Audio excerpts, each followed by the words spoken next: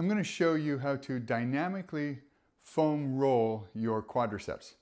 So what you'll do is, this is the next step in foam rolling after you've foam rolled in a static position and there's no longer tension in the muscle. So what you'll do is you'll find a spot that's kind of tender, and so let's say for instance in the center of my thigh right here, center of this thigh, or both thighs. And what you'll do is you'll place the foam roller slightly below that point, and then you're going to bend your knee, bend and straighten your knee, pulling the muscle through that spot, through the tension that's built up with the foam roller. So it looks like this. So I'm going to place the foam roller.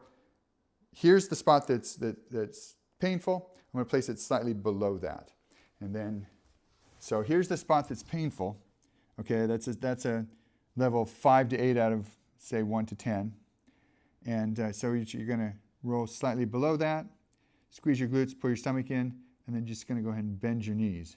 And it'll pull that muscle through the foam roller.